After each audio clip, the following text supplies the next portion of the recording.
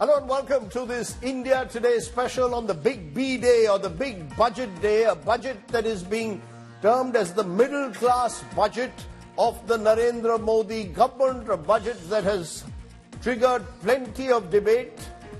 We will be talking politics of the budget here on this special show. But first, let's tell you the big takeaways from Budget 2025. No income tax payable on annual income up to 12 lakh rupees. That's the big relief for the Indian middle class. Big changes in the income tax slabs in the new regime. No changes in the old income tax regime. The new income tax bill will be tabled in the budget session. A limit for TDS on interest for senior citizens now up from 50,000 rupees to 1 lakh. 15,000 crores for completion of 1 lakh units in stressed housing projects. The FDI limit in insurance sector is up from 74% to 100%. A Makhana board is being set up for farmers in Bihar. Bihar, a word mentioned 8 times in the budget. Expansion of Patna's airport capacity, a brownfield airport also being set up in another state that's going to the polls, Bihar. 5 IITs to be set up across the country to get an infra push to add 6,500 more students, 10,000 medical undergraduates and postgraduate seats to be added, 50,000 Atal tinkering labs will be set up in government schools, and the fiscal deficit target has been set at 4.4%. But of course, the big takeaway remains the various tax breaks that have been given to presumably what many of us would define as the middle class. Finance Minister Nirmala Sitharaman's big announcement made at the end of her speech for the middle class with a new tax, under the new regime, income tax up to rupees 12 lakh, income up to rupees 12 lakhs per annum will be rebatable. The opposition, though, says that the budget simply doesn't have enough for those who really need it the most and will not trigger off growth as was being promised. Take a look at Budget 2025 of Nirmala Sitharaman. To taxpayers up to 12 lakh of income, other than special rate income such as capital gains, tax rebate is being provided in addition to the benefit in such a manner that there is no tax payable by them. Modi government rolls out massive tax sops in budget for middle class and salaried sections, launching a pocket booster budget, announcing a series of welfare measures for Garib, Yuva, Annadata and Nari, putting special focus on poor and underprivileged. In this budget, the proposed development measures span 10 broad areas, focusing on Garib, youth, Annadata and Nari, spurring agricultural growth and productivity, building rural prosperity and resilience, taking everyone together on an inclusive growth path.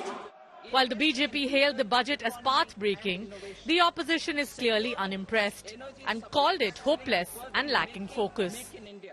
ये जो budget की विशेषता ये है कि हमारी economy को accelerate करने वाला ये बजट है, जहां तक इंफ्रास्ट्रक्चर को हर समय वित्त मंत्री प्राथमिकता देते हैं, इस समय भी हमारा बजट बढ़ा है, जिसके कारण इंफ्रा रोड सेक्टर में इसका बहुत बड़ा फायदा होगा. Youth unemployment is particularly grim at the moment. We have the world record in youth unemployment and in college-educated unemployed. So what is the method to generate jobs for these people? I think this is a feel-good budget. This is one in which it will incur more spending. Infrastructure, the capex has gone up. If you look at the income tax, especially personal income tax, again it's a very massive increase from 7 lakhs to 12 lakhs. We have lowered the middle class, but it is because of Delhi election, nothing else. Because last in Delhi, large number of people who are salaried people, working class, so the lower the votes. This is all the game they are playing. Prime Minister Narendra Modi hailed the budget as empowering for the middle class and poor. He said that the Janta Janardhan budget fills pockets of all sections, while previous governments merely used the budget to fill their coffers. आमतौर पर budget का focus इस बात पर रहता है कि सरकार का खजाना कैसे भरेगा, देश के नागरिक विकास के भागीदार कैसे बनेंगे, ये बजट इसकी एक बहुत मजबूत नींव रखता है। The budget comes just days ahead of Delhi polls. Will it end up influencing its outcome? Bureau Report, India Today.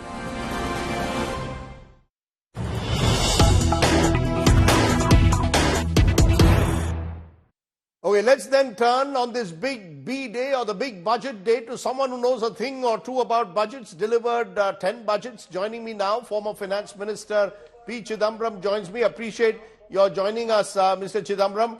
Your big takeaway from budget 2025, the government is saying this is the ultimate middle class budget with the big tax relief given to the middle class taxpayers. Your response?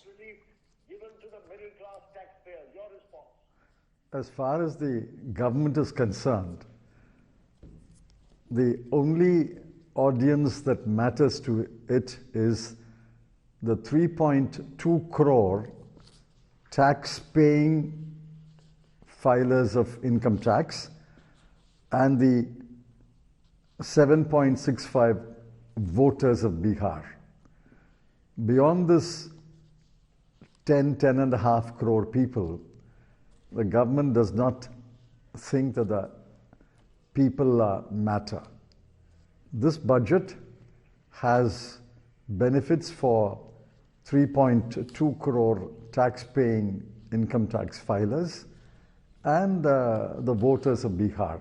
But beyond that, what does the budget do? No, but are you being, In fact, if I may it stop you, are you deprives being people excessively, are you what- being excessively cynical there, Mr. Chidambaram? The government says, look at what we are doing in terms of specific areas, whether it's new technologies, whether it's medical colleges to be set up, whether it is more students for IITs. You're not looking at the larger picture at all. When you, I mean, the headline is the income tax, but the government says we are providing a basket of initiatives which will trigger off the animal spirits of the economy. I hope you have looked at the numbers yourself and not merely reading from a government release.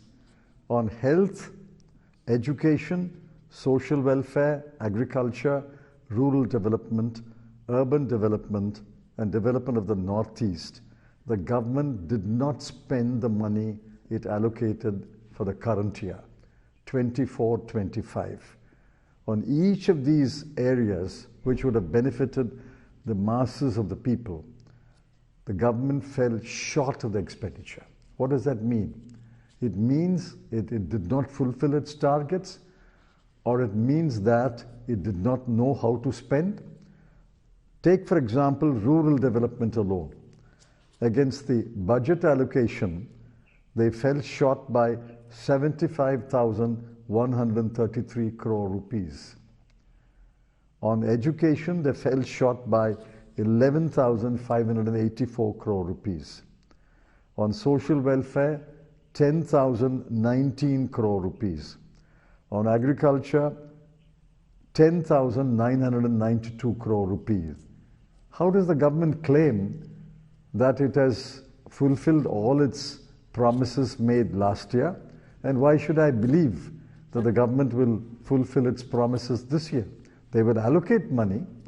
They don't have the capacity to spend it, or they don't have the desire to spend it. And at the end of the year, the same story may be repeated. Mr. Chidambaram, let me stop you for a moment. Last year, of course, was a year which had a number of elections. That has been used as one of the reasons why certain targets could not be met. But the question is, I want to come back to the tax cuts, which is the headlineable news at the moment. Your dream budget in 1997 was also seen to have completely rationalized tax systems, lowered taxes. The government says, look, we are now kicking off a virtual cycle of demand, of consumption and growth. These tax breaks will get a number of middle class people to go out there and buy and consume. And that's exactly what you want to trigger off growth. At the end of the exercise, the Honorable Finance Minister confessed that the growth will be only 6.4%.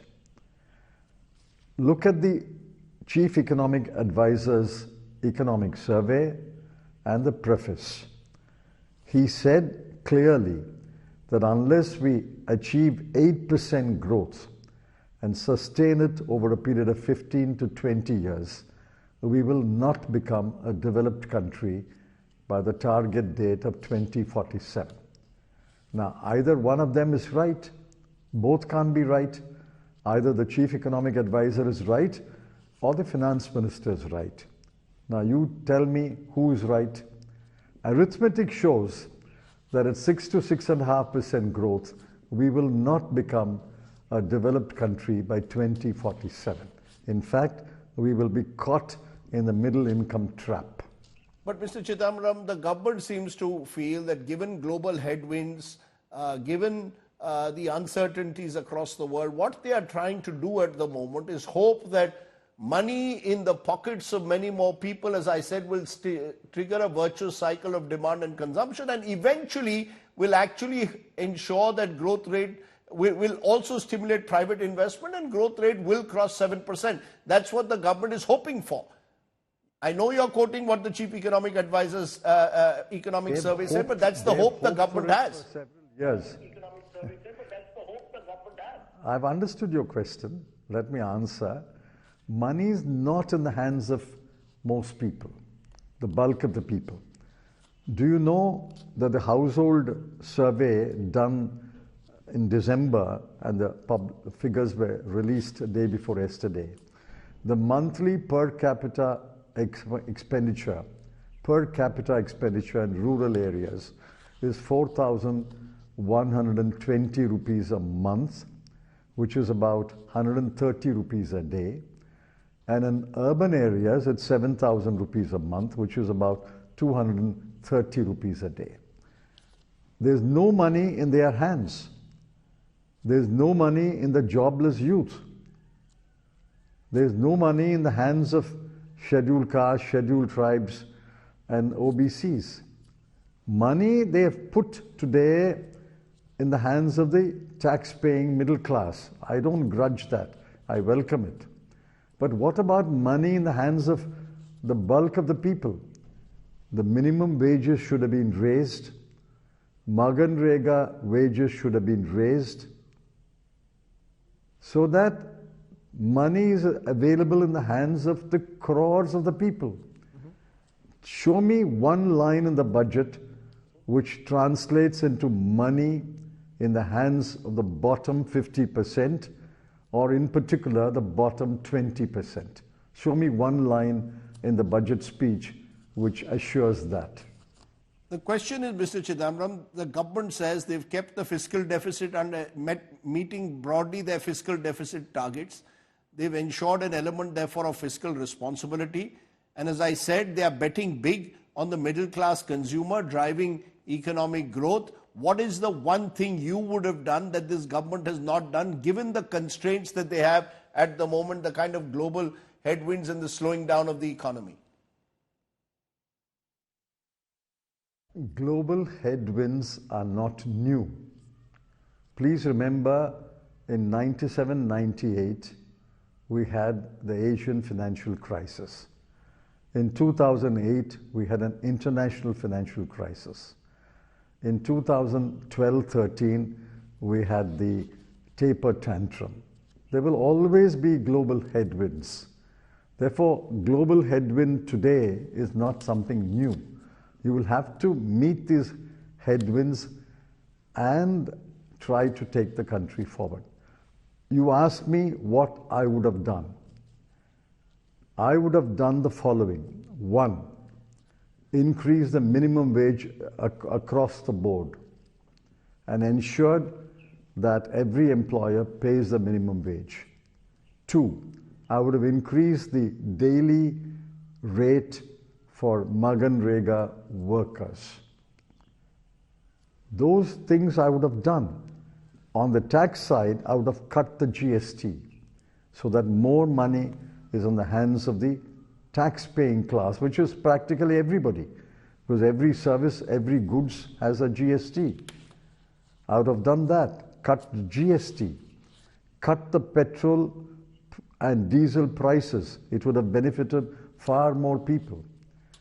Instead of benefiting 3.2 crore, I have no complaint about that. You should have benefited at least 40, 50 crore of people, which is putting money in the hands of the vast majority of the people. They have not done that. Let me leave it. Four things I would have done. Let me leave it at that, Mr. Chidambaram. Obviously, you seem to believe that this is a budget that has ignored a large section of the population that you believe deserved more income in their hands, more cash in their hands, and you therefore believe that it is another missed opportunity. You are, of course, an opposition leader, so we are going to keep that caveat in mind when we listen to you. But I appreciate you joining us and giving us your initial remarks. But I'm certainly belong to the opposition. I certainly belong to the opposition, but the government spokesmen are not neutral. They are speaking for the government. Okay, fair enough. But I wanted to hear your perspective. I appreciate you joining us, Mr. Chidambaram. Thank you very much. Thank you. Thank you. Okay, we've heard from the former Congress Finance Minister. Let's now turn to someone who's worked very closely with the Narendra Modi government and Finance Minister Nirmala Sitharaman. Good to have Professor Krishnamurthy V. Subramaniam joining us there on the show, former Chief Economic Advisor till not too long ago. Appreciate your joining us. I want to get your big takeaway from this budget. I've seen a tweet that you put out saying the effect of personal tax cut is huge. You expect the GDP will cross 8% by FY26 and consumption will increase by 10%. Are you hoping, is this based on hope or realism? Rajdeep, very good morning from Washington, D.C.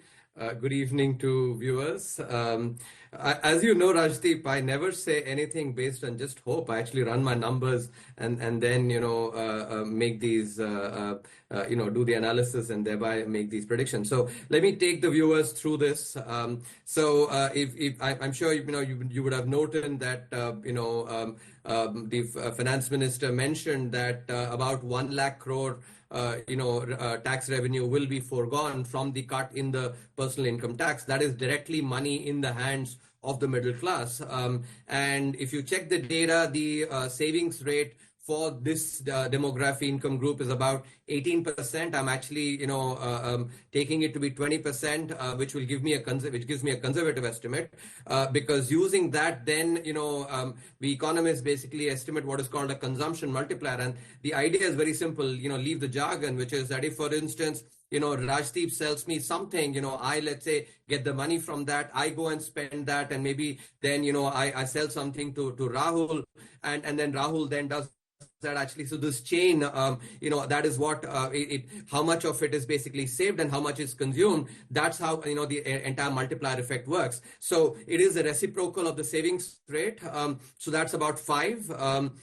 Because as I said, savings rate, I'm approximating it to be, to be 20%. If I take it at 18%, it's actually slightly higher, but, let's go with 5. So 1 lakh crore, disposable income actually increasing. That will translate into an increase in consumption of about 5 lakh crore, which is 4.7% of the consumption number for FY25. So FY26, that's 4.7%. That actually, this is increase that, should come above and beyond what is already, would happen in consumption. So I think, as I've mentioned in the tweet, 7% is approximately what is the increase in consumption without this, cut. So that translates into about 12%. But conservatively, we can take it to be 10%. And similarly, it works out to be 2.7% of GDP, and 6.3% is what is the current budgeted. So that's 6.3 plus 2.7 is 9%. Again, let's conservatively say 8%. I think, it's likely to be 8%, even if, let's say, it's much lower, 7% plus for sure. And I think that is something that is certainly very good. It's interesting that you're sort of talking now of demand-led growth, getting the consumer or the middle-class consumer to drive the growth engine. There was a feeling that this government hadn't done enough in the past or had failed to sort of get the animal spirits of the economy going when it came to consumption. You believe this budget will change that? You actually believe, are you betting therefore on the consumer who's getting these tax benefits to go out there and stimulate demand in a manner that there will be a virtuous cycle presumably? Rajdeep, I've been a firm believer when the data changes, you have to change your assessment as well. And I think there is nothing wrong about that. That is basically having your ears to the ground and coming up with policy that is consistent with that. So now I think one thing you must remember, the difference between actually, infrastructure spending and, this kind of spurring consumption is that the impact of this will be a one-time increase. Actually,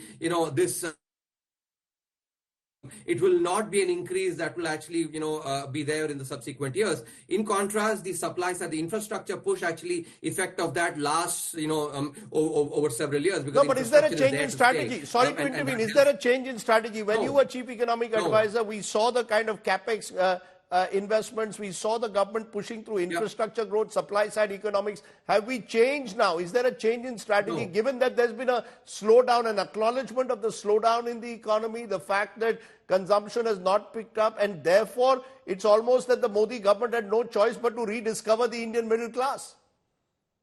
Rajdeep, the difference between you and me is that, you are the kind that actually looks for a challenge in every opportunity, and I, prefer looking for an opportunity and challenge, be that as it may. I think what we must recognize here is that this is something that actually is, part of the complement. Remember the virtuous cycle that I spoke about, earlier as well, and I covered it in the economic survey, that had consumption as a critical component. And I think this will be a one-time spur that will actually help, because there has been a feeling, especially among corporates, that they're waiting for consumption to increase further, to do investment, and this will be a spur. Let me also point out the data. I think consumption actually is not as bad. In fact, it's pretty good. If you look at the data, 7.3% increase in consumption in FY 2025, in a GDP increase of about 6.4%. So I think, and if at all, if you look at in terms as a percentage of GDP, it also is quite high. So consumption is doing fine. But I think, a spur to that will actually help in bringing,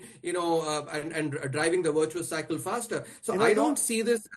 Let me finish. I don't see this as a change in strategy. Macroeconomics is about actually looking at all the different drivers of, GDP and responding to ones that actually require attention. In conclusion, your successor as Chief Economic Advisor in his report put 2 points that became headlineable points. One is that the projected growth rate is 6.3 to 6.8%. Are you saying it will be higher? I think so. You believe that this budget will take us beyond 7. Am I correct?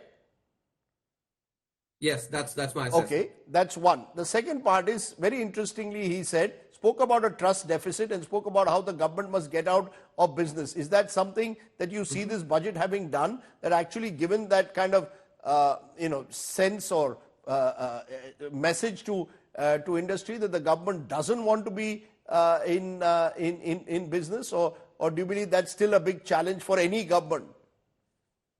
So I think, this part I will say tentatively, because I'm going to watch, how the announcement on the direct tax code, the finance minister has mentioned that the bill that will be tabled next year in the next week, would have half of the number of sections, and half the number of pages compared to the 1961 Income Tax Act. And I say this because, tax is actually a very important part of ease of doing business, some of enhancement in that will actually be consistent with the spirit of reducing, the government's, presence, and which is something that I've always advocated as well, because, government must be an enabler. You will remember, our interactions after my 2020 economic survey on wealth creation, where I said government has to be an enabler, not a micromanager. And I think, this is one aspect. At the same time, some of the measures that have been taken for MSMEs, I think those are also some things that I would watch carefully. I think the national manufacturing mission, especially focused on clean tech and some of the initiatives for deep tech, these are also things that actually spur investment and innovation. I think so. Those are consistent with themes that have been mentioned earlier as well and have been worked on earlier. A.V. Subramaniam, for joining us there from Washington. Appreciate you joining us and giving us your perspective. Good to always have you. Thank you so much for joining us on the show today. Thank you. My pleasure. Okay, it's time then for our political budget face-off. Let's raise the big questions first. Is this the ultimate middle-class budget? Will the budget really kickstart growth? Does the budget have enough for job creation and income increases? Does the budget this time put politics above economics once again? Joining me now, Professor Gaurav Vallabh, leader BJP and someone who tracks the economy closely. Also Supriya Shrinate, national spokesperson of the Congress, also someone who tracks the economy closely for our party. And Jasmine Shah, national spokesperson of the Aam Aadmi Party, has just written a book on the Delhi model. Thank you all very much for joining us.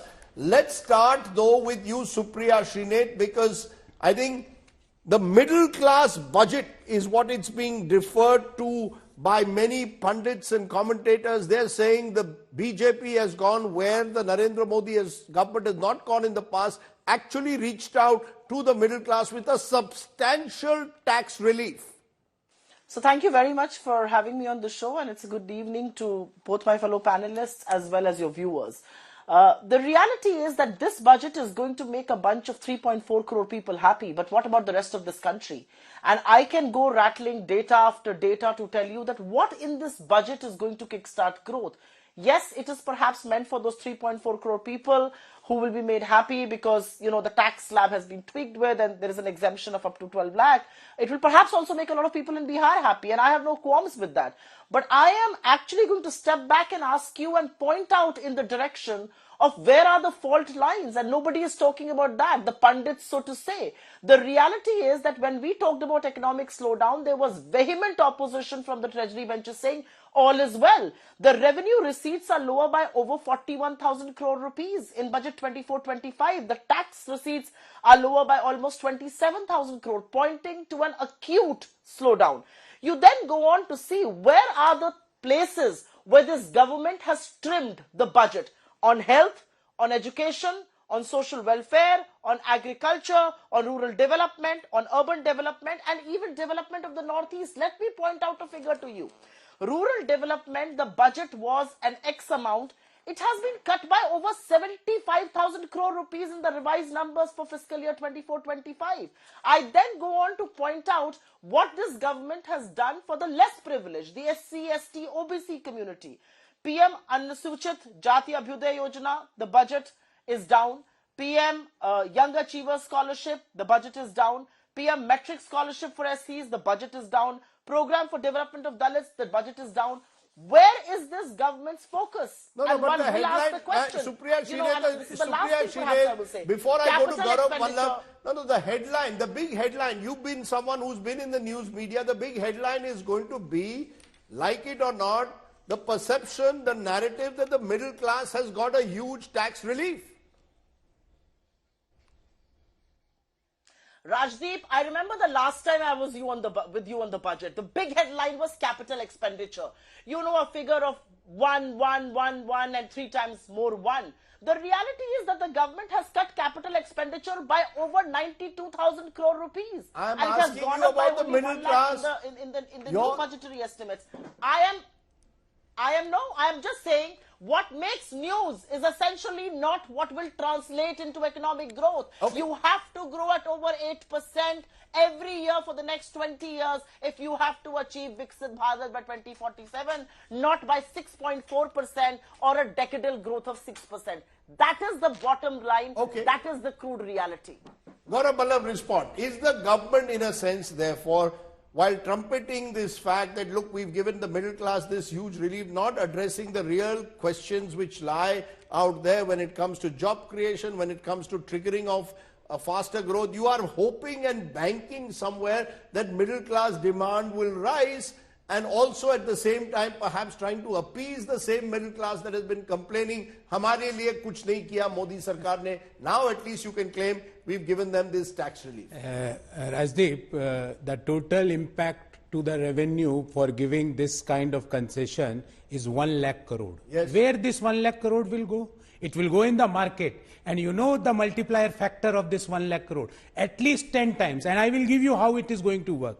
If your take-home salary is going to increase by 1 lakh, if my take-home salary is going to increase by 1 lakh, if my other co-panelists, whether working or not, I don't know, but if they are earning salary of, for example, 18 lakh to 20 lakh, their take-home salary is going to increase by 1 lakh rupees per annum. Where it will go, Rajdeep? It will go in the market. Our consumption is going to increase. For that consumption, MSMEs and the large corporates has to produce more. And when they are going to produce more, the GDP will grow, the employment levels are going to grow. This is point number one.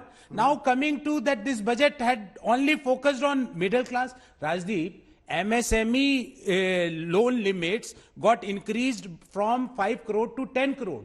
10,000 crore rupees of fund for the startups. For artificial intelligence, 3 centers of excellence. For Kisan credit card, limit got increased from 3 lakh to 5 lakh. We are going to become self-reliant as far as the Dalhan Utpadan is concerned. So, tell me an area where this budget is not able to answer. Got a Delhi election in a few days from now, large middle class population. Is this Prime Minister Modi's message to the middle class, or is it about using the middle class to revive the animal spirits of the economy across the country? Rajdeep, if I am working in Trivandrum or Bangalore or Kochi or Jamshedpur or Delhi or Srinagar, up to 1,06,250 rupees of monthly income, no tax, no tax. So if in our country we are having every year election, then every year budget is going to be presented. Don't link it to the election. That is the reason we are telling that go for one nation, one election, which they are not accepting. Okay. So when LCD, LED prices will come down, when mobile prices will come down, when extra seats will be added in IITs, when 70,000 new medical seats will be added in next 5 years, is it going to only for one state or across the country? Jasmine Shah, respond, because I come back to there's a Delhi election in a couple of days from now, and there's a sense that over the next couple of days the BJP in its campaign will say, look, we are fulfilling the demands of Delhi's middle class. Some figures put Delhi's middle class at 45%, some as high as 67%. Either way, has the BJP now with this budget at least got that election narrative in the next couple of days to take to the people? Absolutely not, Rajdeep. And let me on your show burst this bubble that the Modi government has done something big for the middle class. Now, Rajdeep, you know very well for the last 10 years, ever since Prime Minister Modi took the charge, the middle class in India has been bleeding. All kinds of taxes have been imposed upon them. GST on daily food essential items, excise on petrol and diesel have shot through the roof. 3 times increase in the last 10 years. And to a dying middle class, if you come at the last moment and offer a small lollipop, you think you are going to wipe away their tears. Rajdeep, 2 weeks back, Mr. Arvind Kejriwal is it a small lollipop or a substantially large one? No, I'll tell you that. I'll tell you why. No, I'll tell you why a small lollipop. Because only 2% of people in India pay income taxes. Let's say the middle class in India is around 30%. A lot of people say that. Even only a fraction of this 30%, not even 10% of the middle class is going to avail of these benefits. What about the worries and the concerns of the remaining middle class? And I'll tell you what those concerns are. Mr. Arvind Kejriwal 2 weeks back iterated 7 key demands that would have impacted the entire middle class. अगर आपको middle class की इतनी परवाह थी तो ये सारे काम करते. It was because of our pressure, Arvind ji's pressure, that even this income tax exemption limit has been increased. But he also said that remove GST on essential day-to-day food items. You have not done that. He also said that increase the budget to health and education to 10% of the budget, so that the quality is improved and people don't have to spend out of their pockets for education and health. We said that give some relief to senior citizens, have some kind of a pension plan and reinstore the 50% concession on rail ticket for senior citizens. कुछ नहीं किया इन्होंने, एक छोटी सी lollipop they the. But the reality is, even if you keep aside the entire propaganda around the middle class, what about the rest of the country? Gaurav Ballabh, headline grabbing, small lollipop, not addressing the core issues is the criticism. Those who are praising the budget are saying, look, yes, the middle class has got this tax bonanza, but the real issues remain out there. We've still seen stagnant incomes. We've still seen the fact is that a number of people have struggled with jobs. You've not addressed some of the core issues with health and education is what you have. I am coming to that. I don't know why my friend from Aam Aadmi Party is against the government employees, the people who are salaried employee. 12.75 lakh per annum, no tax for salaried employees. And he's telling we are against this move. I can't understand. This is beyond my understanding. No, he's saying it's a small lollipop. So 1 lakh rupees of saving Rajdeep per annum. I'm saying 1 lakh rupees of saving per annum is small for Aam Aadmi Party. Because they buy the curtains for 6 crore, 20 crore rupees, toilet. So for them, 1 lakh rupees of saving per annum is small. But for a middle class people in Delhi, that is very important. That is very big amount. It may be small for you. It may be small for Mr. Kejriwal, but not for the middle class and salaried class people of Delhi and the entire country. So Priya Shine, you know, there is a sense that the Indian middle class has always felt, and you were once a news anchor who would also report, the middle class would often feel the budget doesn't have enough in it for us. Now the Modi government has put the middle class out up front. The president mentioned middle class word 8 times in a speech yesterday. Do you concede that that gives the government at least a major talking point today? I mean, talking about the number of times the word is mentioned, Bihar was mentioned 6 times, my state of Uttar Pradesh was not even mentioned once. So let's not talk about how many times something is mentioned, because the specious argument that elections don't matter obviously is a big fat lie. Elections do matter, and which is why Bihar was mentioned 6 times and no other state of this country was. And over a 5-year period, by the way, the argument that was made, corporate tax, the revenue outgo was 4.5 lakh crore rupees. Not a single job got created out of this. And I want to put facts on the table.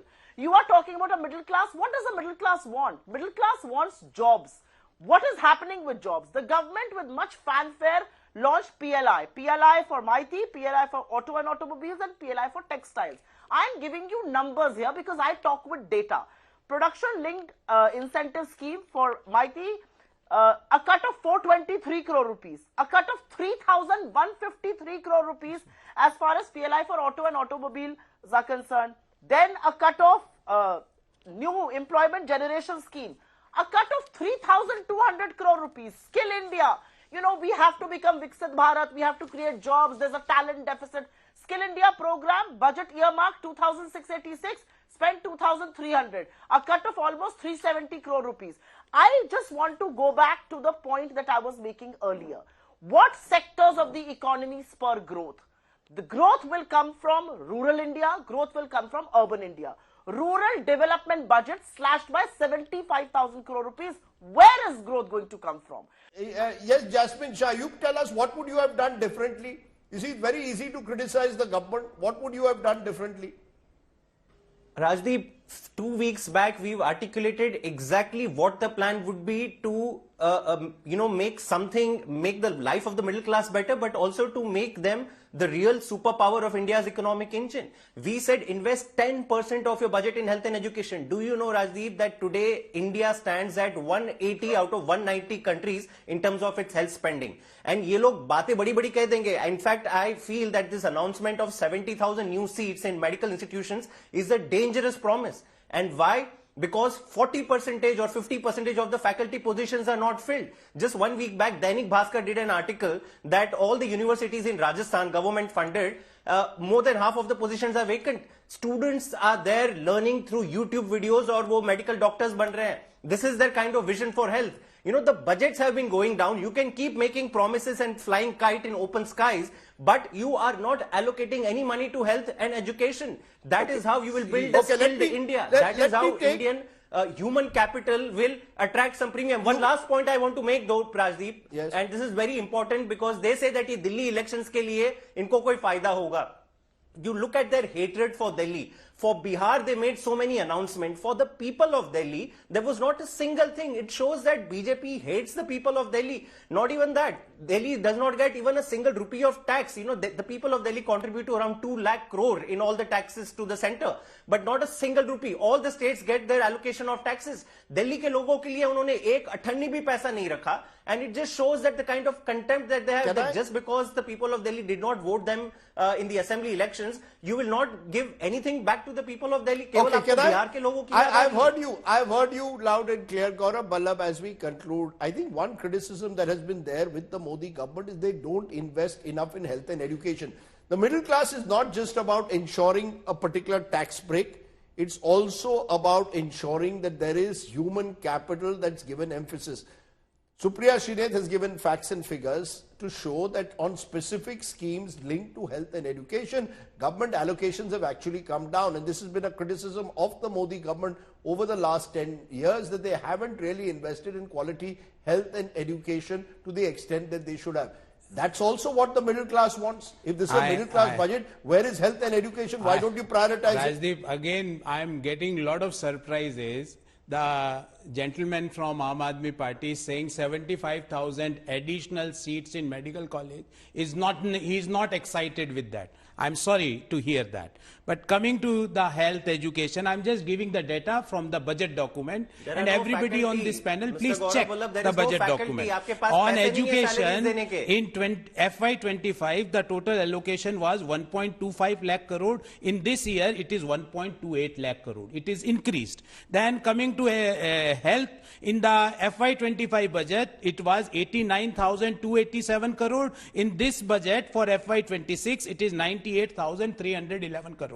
All this data is from the budget document. Please check. Don't throw statements and run away from here. Your biggest takeaway from this budget, the one thing that has stood out for you, Supriya Srinath, 30 seconds, you start first. The fact that this government is still oblivious to the problems that plague India's economy, the fact that they are okay with growing at 6.4%, the fact that there is nothing in this budget that's going to move the needle on job creation, the fact that people here from the BJP are quoting from the budget as if we are getting figures from elsewhere. We are also quoting from budget documents, and budget documents prove that health, education, agriculture, rural development, urban development, as far as SC, ST, OBCs are concerned, the big flagship programs. Okay. You were talking about nuclear program. You have cut the budget on nuclear power projects. That's what you have done. The reality is you can keep looking away from the situations that plague the Indian economy. This fluster, this kite flying is not going to help us. Okay, you made your point. Absolutely no vision for what will take the country forward, because this budget gives a complete pass to health and education. They want that the people of India should spend from their own pocket on health and education, and whatever little this budget has done for the middle class, it is like giving a lollipop to a dying person. The middle class was demanding quality public services, health, education, give us relief from the essential, the GST that is being applied everywhere, petrol, diesel taxes, उसपे कोई बात नहीं करी, एक छोटा सा lollipop दे दिया, and absolutely nothing for the farmers or the youth or for the senior citizens. Okay. So that in nutshell, it's a visionless I've heard you again loud, and I've heard you again. Your time is up. Gaurav Ballabh, what's your biggest takeaway? What's the message the Narendra Modi government has sent out today? 1 lakh rupees of saving per annum to every salaried class household means indirectly 9,000 rupees per month of additional income for every salaried class employee of our country. This is point number one. Point number two, a strong thrust on MSME sector. When we say that loan guarantee for the MSME got increased from 5 crore to 10 crore, the capital availability was one of the major problem for the MSME. That issue got resolved. And last, this budget had a strong focus on the young India. When we are saying that in 23 IITs, 6,500 seats, when medical colleges will have 75,000 more seats, PM Research Fellowship, 10,000 students are going to get the PM Research Fellowship, and for startups 10,000 crore rupees of additional fund. So youth, middle class and the aspirational India, this budget answers the problems and issues for these three. Okay, we've heard three sides, and that's three sides because that's the nature of the debate taking place also in the national capital, where elections take place a couple of days from now. That's what this budget does. Okay, Supriya Srinath, Gaurav Ballabh, Jasmine Shah, good to be back on a strong political debate with three fine voices. Thank you all very much for joining me. Thank you. Okay, let's get a reaction now from one of the leading voices of Indian industry. Dr. Kiran Majumdar Shaw, Executive Chairperson, Biocon Limited, joins me. Appreciate you're joining us. Ms. Shaw, my question to you, how are you seeing this budget from an industry point of view, not just your industry, but in general? Will this kickstart, as some are hoping, a virtuous cycle of demand and consumption and eventually growth? So, Rajdeep, I look at this budget in terms of how the finance minister has gone about looking at some of the very important growth levers. And of course, you can see that by giving the tax relief to the middle classes, she is hoping that it will basically bolster and boost consumption. Okay, so that's one aspect. The second aspect is, of course, she talks about regulatory reforms, which we are yet to see what shape they're going to take. But I think the government is clearly, has clearly recognized the need to improve ease of doing business. I think they are, looking at decriminalizing a lot of non-compliances. So I think in that sense, they're hoping that this will basically give better, confidence to in the Indian industry. Having said that, I think we will need to wait for the, the income tax bill which he spoke about, and what actually will transpire in the regulatory reforms. And this time, I hope the committee will actually include industry members, because I think it is for industry to basically make sure that their key pain points are removed. Because having a bunch of bureaucrats look at regulations never really delivers the desired results. What you seem to suggest then, the intent is there, but does it get translated into practice, particularly when it comes to ease of doing business? The chief economic advisor spoke about it, of the need for government to get out of businesses' way. You believe that the true test will come in the ability of the government to translate intent into action on these key pressure points? You said it, Rajdeep. I think that's always been the challenge in India. And I think more than that, of course, the intent of this budget has been very good, very positive. You can't really fault this budget in any way, because whether you talk of, innovation, where a 20,000 crore, budgetary allocation has been announced, whether you talk of, very interesting aspects of the health economy, whether it's health tourism. Of course, they've even talked about removing customs duty for life-saving medicines, but I hope that also extends to GST, because it's not just imported drugs, but it's also indigenous drugs, which also need to be cheaper for patients. So I think there's a lot of, fine details to be looked at. So the intent is there, but then again, I go back to the point that as a national standalone budget, it's a good budget. Mm-hmm. But if you look at it in the context of, what's happening globally, whether it's the economic slowdown, whether it is the sort of geopolitics and geoeconomics of wanting more localization and, increasing potential tariffs from every part of the world, I mean, are we well prepared? So net, ma'am, given, as you said, the global headwinds, the uncertainties, particularly with what Donald Trump could do come tomorrow, cautious optimism is the best way to look at this budget?